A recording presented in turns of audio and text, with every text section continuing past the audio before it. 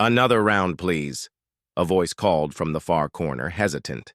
She nodded, sliding a glass across the polished counter. "On its way." Her hands moved slowly, deliberately, keeping her eyes on the reflection in the neon. The hum of the bar felt heavier tonight, like the air itself was listening. A chair scraped. She looked up. Boots. Leather. Loud laughter that didn't belong. "Evening," the man said, voice too sharp, eyes scanning the room like he owned it. His companions followed, slamming onto stools, pockets jingling, smirks fixed. She held her, gaze steady. "Evening." One of them leaned closer. "You new here?" The words weren't curious. They were challenge. "No," she replied softly. Her voice barely lifted over the music, but it carried. The man chuckled, dark and low. Doesn't look like you belong either way." She kept polishing, not flinching. Inside, her pulse thrummed. She remembered her father's words, her mother's quiet strength, the way dignity could bend without breaking. "Keep your hands off my glass," she said, placing a clean one down firmly. The man's smile faltered.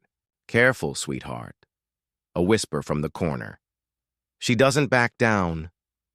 The words rippled like a soft wind, unnoticed by some, sharp to others. Her eyes caught a familiar symbol on the wall, a plaque, a faded photo. Courage had faces. She drew in a breath and met theirs evenly. The group paused. Something unspoken passed between them, a shift in weight, a subtle tremor in confidence. "Don't stare so much," he muttered, trying to reclaim control. "I'm just cleaning," she said, voice steady, calm, almost indifferent. The neon flickered again, and the bar held its collective breath. The door slammed against the wall. Boots clattered, echoing like gunshots. "Looks empty enough?" One of them laughed, scanning the room. She straightened slightly behind the counter. "Evening." "Evening?" the leader said, voice sharp. "You call this evening?" He grinned, revealing chipped teeth. "Looks like work to me." A biker slammed a fist on a table. Glass rattled. "Careful where you put those, lady." She didn't move. "Just keeping the counters clean," she said evenly, voice low but steady. "Another." Man leaned over, chest inches from her. "You work alone?" His eyes roamed, not polite, calculating. "I'm fine," she said, taking a measured breath, letting calm carry her. The leader stepped closer. "You ever had someone teach you your place?" Her pulse thumped in her ears. She remembered her father's voice. "Stand your ground. Don't give them the satisfaction." "Not tonight," she said softly, her hands still. A pause. The man's smirk faltered. He motioned to his friends. "She's got spirit," one of them muttered. "Not like anyone else here." "Spirit doesn't pay the bills," the leader said, though his tone wavered. A whisper floated from the bar corner. "Don't let them see fear."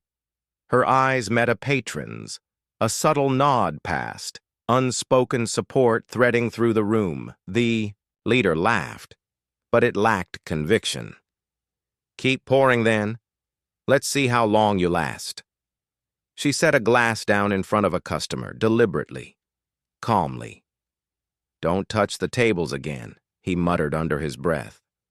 "I won't," she said. The tension thickened, vibrating quietly.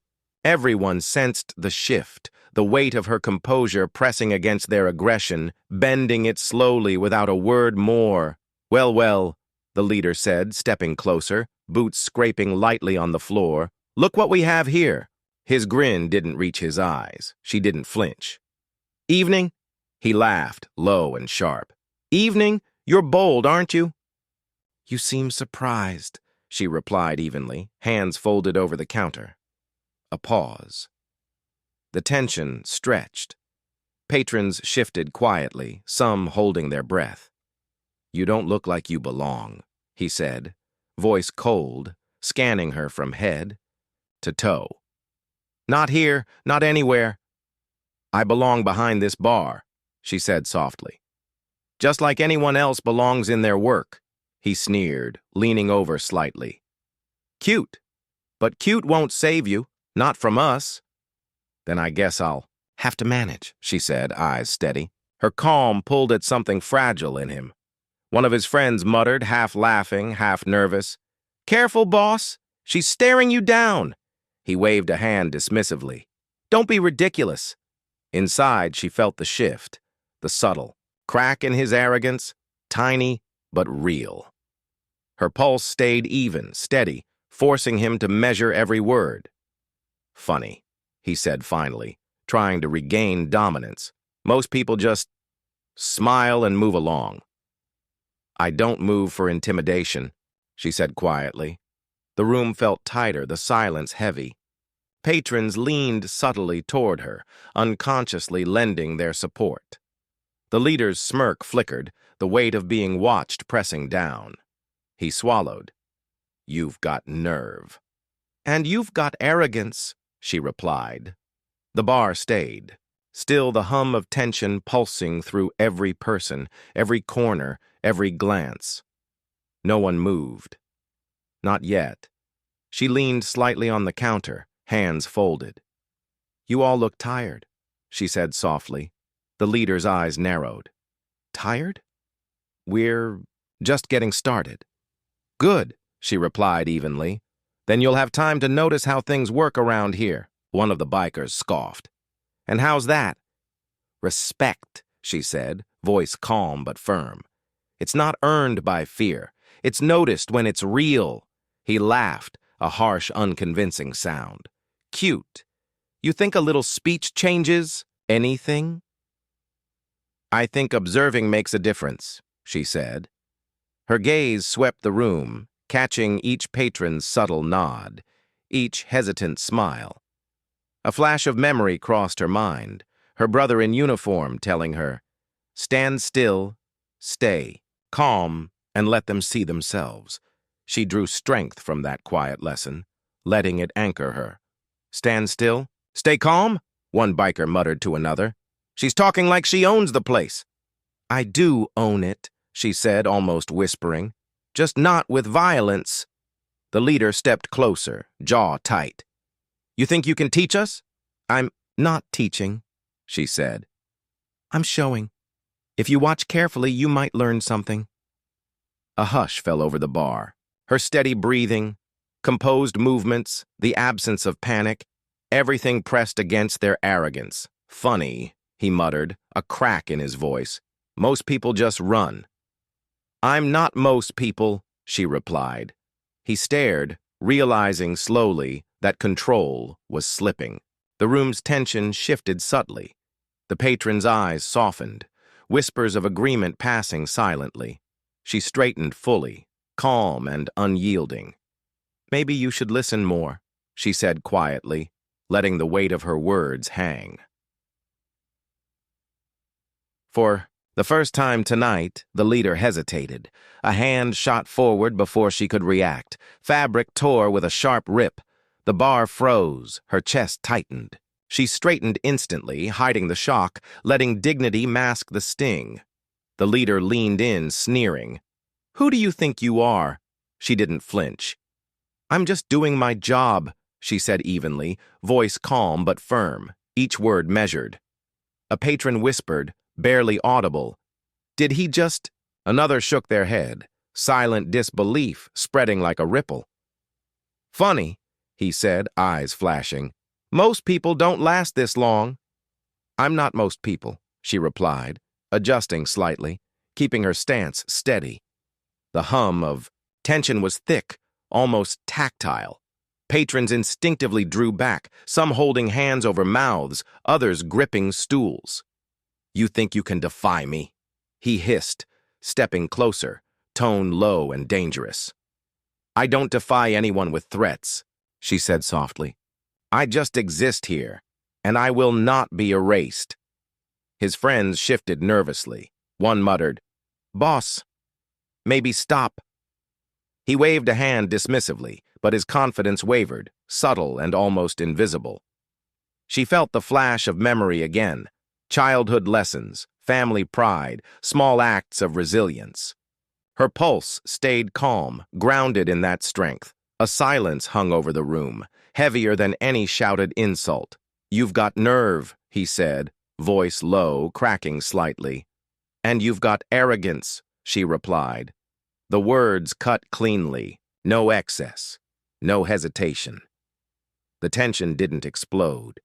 It shifted, bending around her control. Patron's eyes lingered, observing, understanding, as the gang sensed a challenge they couldn't intimidate away. Not a word more, just the sound of a fabric fraying and the quiet force of composure. The door creaked open. A shadow filled the frame, broad and still. He stepped in, tall, uniformed in presence if not in attire, the dim neon catching the sleeve of his rolled-up shirt. The tattoo was sharp, disciplined, a silent statement. The gang froze. Their laughter stumbled and faltered. "She's not alone," one muttered, eyes flicking nervously. The leader's sneer tightened. "Who the hell are you?" "I'm someone who doesn't let this happen," he said, calm, voice low, deliberate. His gaze swept over the gang, then rested briefly on his sister. "Move back," he said, hand half raised, not aggressive, but heavy with certainty. "Or what?" The leader snapped, though the edge had faded slightly. "Or you'll see why respect matters more than bluster," he replied evenly. Patrons leaned subtly forward, watching, feeling the tension shift. The air seemed denser, quieter, as if the room itself held its breath. "You think a tattoo changes things?" one biker whispered uneasily to another. "It's not the tattoo," he said. "It's the man behind it." The bartender straightened, grateful for the quiet reassurance, pulse steady, dignity intact. The leader shifted, small cracks forming, hesitation in stance, a blink too long, a jaw tightening. "You got lucky," he muttered, voice low. "Luck has nothing to do with it," her brother said softly. "Discipline does. Choices do." The gang looked at each other. Murmurs began, unsure. Their usual swagger flickered, replaced by doubt. The bartender's eyes met his. A silent nod passed between them. The room exhaled silently. Power had changed hands without a single shout. And for the first time that night, the gang felt observed, measured, and unsteady. The room seemed to shrink. Neon lights flickered against faces frozen in uncertainty. The bartender's brother lowered his hand slightly, still alert, eyes scanning the gang. The leader swallowed, jaw tight, glancing at his companions. "This isn't over," he muttered. "It already is," the ranger replied calmly. A bartender wiped her hands on a cloth, steadying herself, voice soft but carrying. "Enough," she said, looking directly at the gang. "Enough?" One biker laughed nervously, though it came out hollow. "Yes. Enough pretending fear gives you power," she continued, shoulders squared. "You chose humiliation. You chose disrespect. That's on you." The leader's smirk wavered. "You think you can lecture me?" "I don't need to lecture," she said. "I act, I endure, I survive, and you'll see that you cannot intimidate me." A murmur rose from the corner, one patron whispering, "Did you see that?" Another shook his head, eyes wide. The gang exchanged glances. Small cracks formed, a hand trembling, a boot tapping nervously. "You're lucky no one else stepped in," muttered a biker, voice low, uncertain. "Luck isn't the point," the ranger said softly. "It's choices, actions, consequences." Silence stretched. Even the hum of the neon sign seemed louder against the quiet resolve. The leader's fists clenched, slowly relaxing, eyes darting around, realizing the weight of all eyes on him. He began, then stopped, swallowed again, muttering, Maybe we miscalculated. And in that silence, the bartender's internal voice whispered, steady, resolute. The room held its breath. Patrons exhaled collectively, some relief, some awe. The gang's bluster had evaporated without a word of violence, replaced by an unspoken reckoning. All eyes now lingered on her, and for once, respect, not fear, filled the space. The bartender leaned against the counter, eyes distant, voice low. I've seen this before. People thinking silence protects them. A patron, hesitant, whispered, "What do you mean?" She glanced at him, calm yet waited. Every time someone tried to speak, ignored. Every complaint, dismissed. I've watched it, again and again. A waitress set down a drink nearby. You mean, like, what's happening right now? Yes, she said, tracing the rim of a glass, remembering faces from years past. They thought no one would notice. That fear would quiet us. It worked, for a while, until it didn't. The ranger shifted, voice low, steady. It's not just about them. It's about the system that lets them believe they can do this.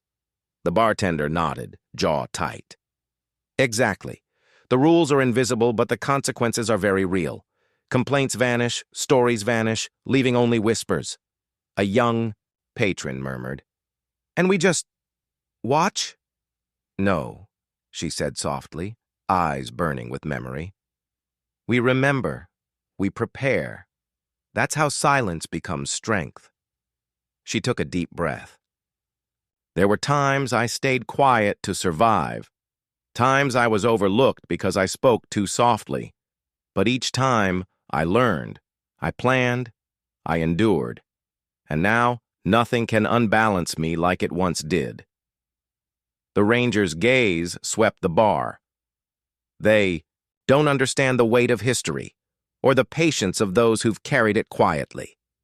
Every microaggression, every ignored plea, every whispered injustice, she said, has led to this moment. We don't need to shout. Our presence speaks louder than any threat. The room absorbed it. Patrons leaned forward, listening, seeing her not just as a bartender, but a keeper of stories, a silent witness whose resilience had outlasted years of oppression. The gang shifted uncomfortably, realizing that the quiet before had been more powerful than any shouted confrontation. The gang leader shifted his weight, eyes darting to the bartender. You think this little stand of yours matters? She set a glass down softly, voice even. It matters to me, and it matters to everyone watching, one biker muttered almost to himself. Didn't expect her to hold her ground. The leader's jaw tightened. Hold her ground? It's a bar. She's alone. She's never been alone. Another patron said quietly, tone firm enough to carry. The bartender's brother leaned against the wall. Tattoo, visible, eyes unblinking. You underestimate patience and consequence. The gang's laughter wavered, flickering like a weak neon sign. Come on, the leader barked. We're in control here. Don't let her. His words trailed as his eyes caught the subtle shift in the room, whispers, nods, cameras clicking silently. What is this? He asked, uncertainty creeping in. The bartender exhaled, calm. It's called accountability. And maybe, finally, seeing yourselves for what you are. A biker scratched the back of his neck, voice tight. Maybe we misjudged it. The ranger's gaze swept the room. It's not misjudgment. It's history speaking.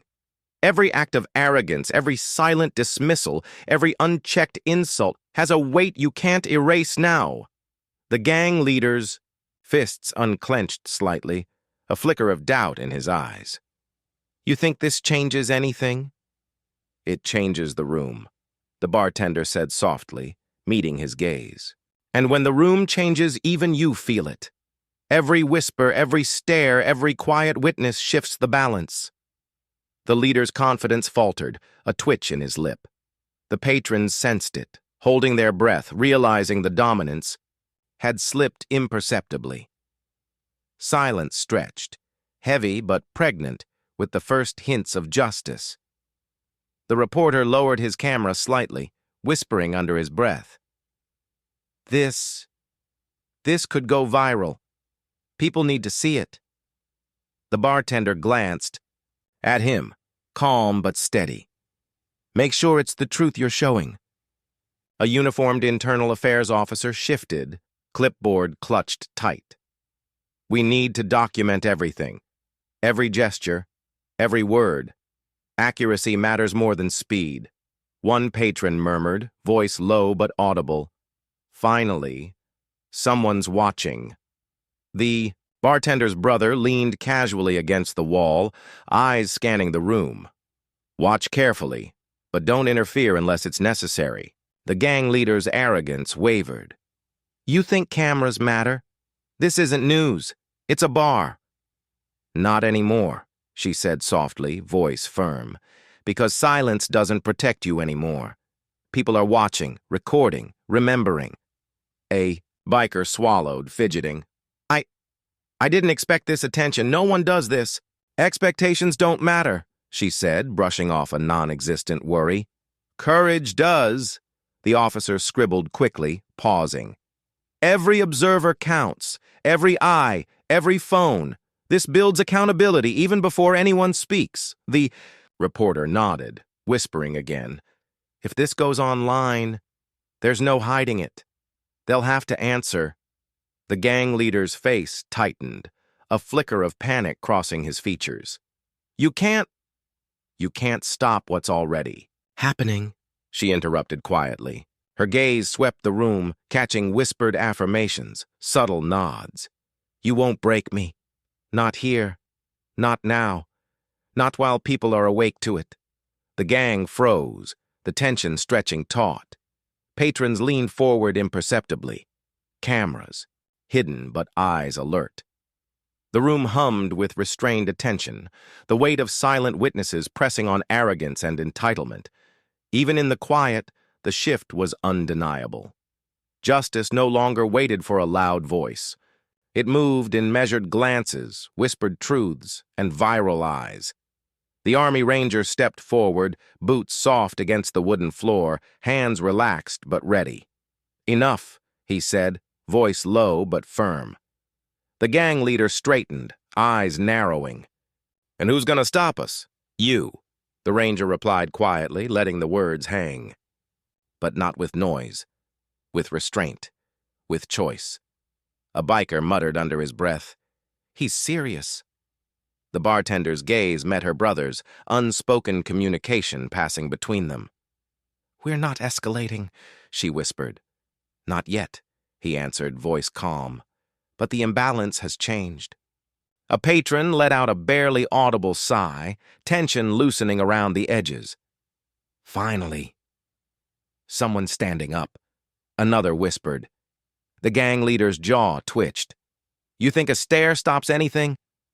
It does when people are watching. Recording. Remembering, the Ranger said, voice steady. Every eye in this room is a witness. Every gesture matters. A woman near the bar nodded silently, gripping her phone. It's true. They can't just act with impunity anymore. The gang's bravado faltered, micro-expressions betraying doubt, hesitation threading through stances once aggressive. The Ranger's tattoo gleamed under the dim lights, a symbol more than ink, discipline, service, integrity. This is a choice. Violence isn't inevitable. Respect is earned, not demanded. The bartender exhaled slowly, letting calm radiate through her posture. We reclaim what was taken through silence, she murmured, almost to herself. The gang leader clenched, his fists, the air tightening. You think this changes anything? It changes everything, the Ranger said quietly, because the room sees now, and silence no longer shields entitlement. Patrons adjusted subtly, leaning back but alert, whispering to one another. The shift was imperceptible, yet undeniable. The power no longer lay in aggression. It rested in dignity, in measured restraint, and in eyes that refused to turn away. The gang shifted subtly, each movement betraying unease. The leader's fingers drummed on the counter, stiff and impatient. "You sure you want to do this?" one biker muttered, voice lower than before. I don't know," another admitted, glancing at the Army Ranger, then at the bartender. The Ranger's eyes never left them. "You've got a choice," he said calmly. "Every second you hesitate, every micro-motion, it counts." A quiet whisper rose near the back of the bar. "They're faltering," a patron said. "You see it?" "See what?" another asked, tone uncertain. "Confidence. Gone," the first whispered. "They're not untouchable." The bartender stepped forward slightly, keeping her voice even. "You've always relied on fear to lead," she said. "But fear is no longer the currency here." The gang leader's jaw tightened. "You think staring at us changes anything?" "It's not staring," the Ranger replied. "It's awareness. Every eye, every witness. You're exposed in ways you didn't expect." A biker exhaled sharply, trying to hide it. "Man, this feels wrong." "Right or wrong doesn't matter now," the bartender said softly. "You learn to move, without consequence. That ends tonight." A subtle nod passed among the patrons, collective recognition building like tension in a wire. Micro-collapses, the twitching fingers, the flickering gaze, the swallowed words, screamed louder than any shout could. The gang leader opened his mouth, closed it, swallowed again. We've dealt with this before." "Yes," the Ranger said, voice low, steady. "But not with everyone watching. Not with silence turning into judgment. Not with truth forming like a tide against your arrogance." Patrons leaned slightly forward, some holding phones, some just staring. The bar felt alive with quiet power. The old cycle was cracking. The room waited. The gang's confidence trembled. Silence had awakened the collective. The bar had changed. Lights brightened unnaturally. Cameras angled from every corner, recording everything. The gang looked around, faces pale, unsure. I didn't think anyone would," the leader stammered, voice cracking. "You assumed fear would keep." "Everyone quiet," the bartender replied, her voice calm but firm. "But silence doesn't last forever," a biker muttered under his breath. "They can't do this. It's illegal." "Maybe," said the Ranger, stepping forward slightly, eyes cold but steady. "But legality doesn't protect you from exposure. And exposure carries weight." A reporter leaned in, whispering, This is bigger than any story I've had. People need to see this." The leader's hands shook as he gripped the counter. "You don't understand. We've run this place for years. And you've abused it," the bartender interrupted, eyes sharp. "Every insult, every shove, every act of intimidation, it stops now." One of the gang members swallowed, glanced at the cameras. We didn't mean." "You meant every second," the Ranger said, voice low. "And now everyone knows." Patrons shifted, a ripple of acknowledgement moving through them. Nods, small smiles, a sense of collective strength. The room no longer belonged to the bullies. The gang. Leader looked around, realizing the walls had shifted. Micro-expressions of disbelief, fear, and regret painted the scene. This isn't over," he muttered. "Yes, it is," said the bartender. "Here, now, in front of everyone. Your hate ends here." A pause stretched, filled with tension, unspoken truths, and the quiet dignity of those who had endured. Cameras rolled, the story unfolding without dramatics, just truth. Silence amplified accountability. Every gaze weighed on the gang, and every whispered word marked the turning tide. The room held its breath. Judgment had arrived quietly, without violence, yet fully undeniable. The gang leader's fingers twitched, eyes darting to the cameras and the patrons. The words he had wielded as weapons faltered, caught somewhere between disbelief and shame. You can't just—" he started, voice cracking. "Watch me," the bartender said quietly, her hands steady on the counter.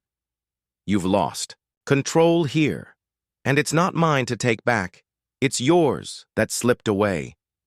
The ranger stepped closer, stance deliberate, shoulders squared. "Violence will never dictate respect. It never has," a second gang member whispered to his friend. "Did we mess up?" "You did," the bartender replied, calm but firm. "You thought fear was enough, but people see everything, and now they see you." The leader's jaw tightened. He opened his mouth, closed it again. The silence stretched, heavier than any shouted threat. Patrons shifted, leaning in imperceptibly, sensing the fracture. I didn't." The leader tried again, hands clenching, knuckles white. "You meant it," the ranger interrupted, voice low but carrying weight. "Every shove, every insult, and now every eye in this room knows it." One of the bikers swallowed, glancing at the exit. "We should go." "No," said the bartender. "You stay and face it. Face what you've done." The leader's gaze dropped to the floor, fingers twitching at his sides. Pride, arrogance, control, all peeling away quietly, without a fight. Patrons exchanged looks, nods that were small but significant. Power had shifted without a single punch thrown. The room's tension softened as quiet authority replaced bluster. The ranger's voice carried one last time, measured and deliberate. "Respect isn't demanded. It's earned. And you've forgotten how."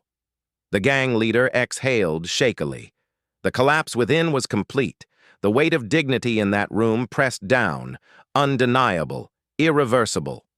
The leader slumped into the chair, shoulders sagging, eyes fixed on the floor. He didn't speak.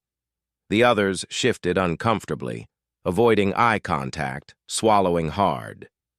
The bartender's hands rested lightly on the counter. She exhaled slowly, her voice quiet but firm. "It's over. You wanted to rule with fear, but look where that brought you." A patron, voice barely above a whisper, said, I didn't think anyone would stand up." "People do," the bartender replied, her gaze steady. "And not with rage, but with presence, with dignity." The ranger's stance softened slightly, still alert. "It's done. You've had your chance to intimidate. That ends here." The leader lifted his head, voice raw. I don't know what to say." "Then don't say anything," she said. "Just see it. Understand it. This is what happens when arrogance meets restraint." Another patron nodded subtly, glancing at the cameras recording, whispering, They've lost everything." The gang's remaining members shuffled forward, quiet, hesitant. The silence weighed heavy, unbroken. "You'll remember this," the ranger added softly. "Not because we yelled, but because you felt the space you couldn't control." The bartender's eyes scanned the room. "And you," she said too, "the leader, remember what respect really looks like. Not demanded, not forced, earned." A small murmur ran through the patrons, an acknowledgement of justice without applause. Faces softened, shoulders relaxed, the tension ebbing slowly like a tide retreating. The leader swallowed, lips tight.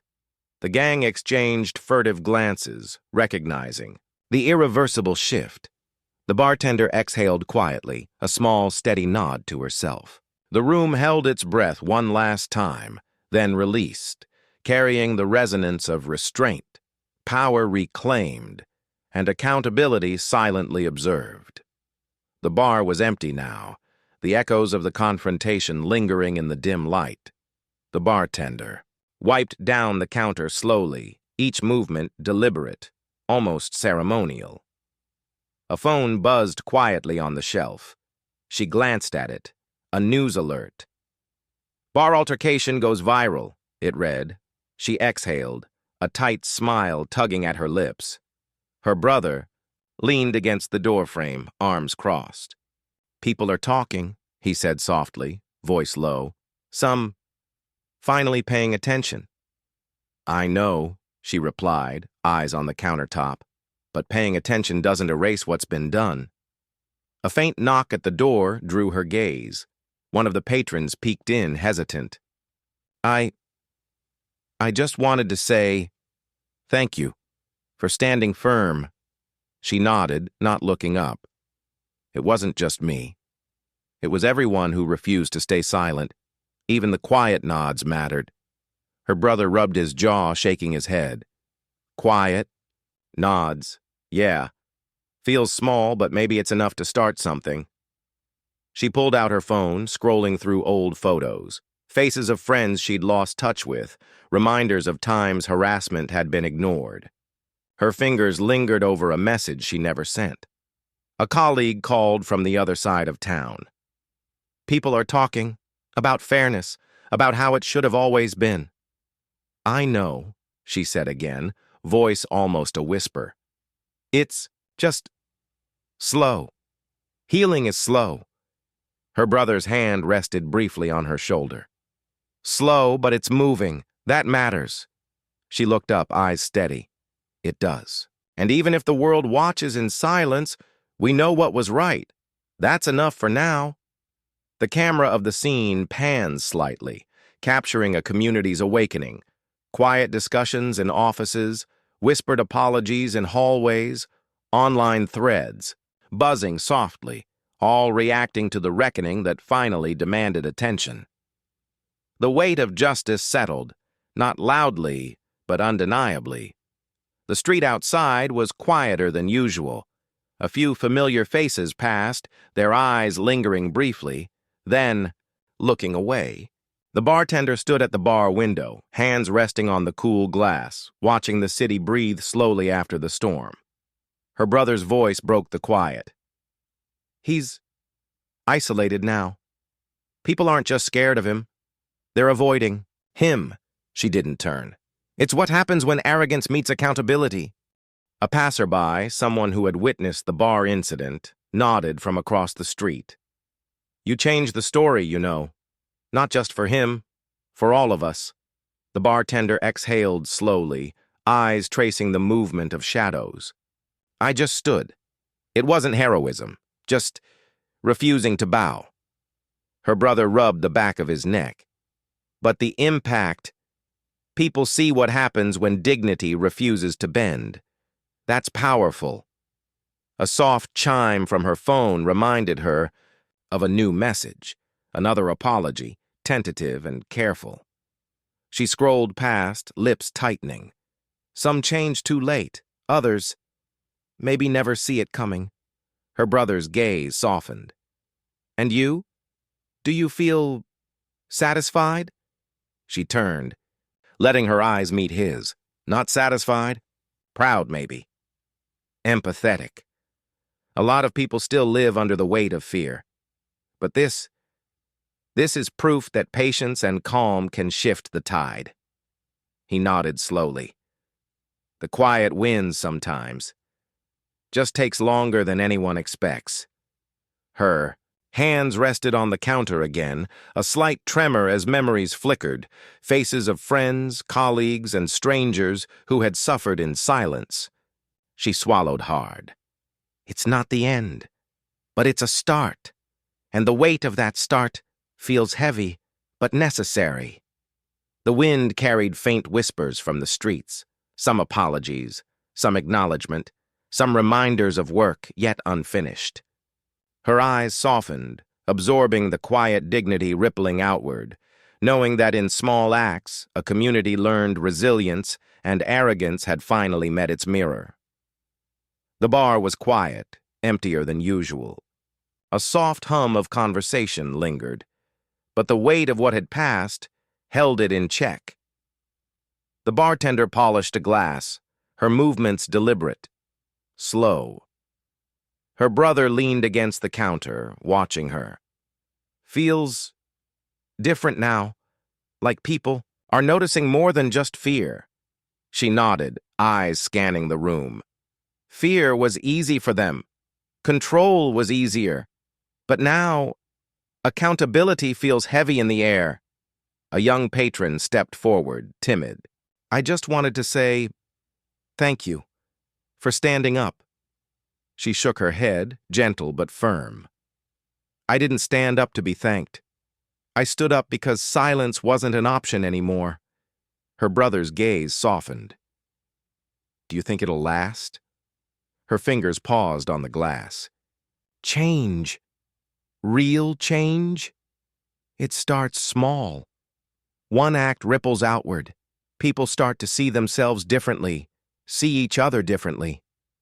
From the corner, the Army Ranger spoke, his voice low, steady. Dignity doesn't shout. It survives. It protects. And it teaches. That's the lesson we leave behind. The bartender smiled faintly, eyes catching the tattoo on his forearm. You remind us, vigilance matters, and it doesn't always need a battle cry. A hush fell over the few remaining patrons. One nodded slowly, another whispered, I hear you. I see it. She set the glass down, letting her hand linger on the counter. Justice is quiet, she murmured, voice soft but resolute. But it echoes louder than any shout. Outside, the town moved slowly, each passerby carrying a subtle shift in awareness. Inside, the bar exhaled, the tension replaced by a fragile calm. The ranger's tattoo caught the light, a mark of enduring dignity, of protection earned, of lessons silently imparted. For a moment, the room felt suspended between what had been and what could be. A quiet celebration of courage, reflection, and the enduring strength of morality over intimidation.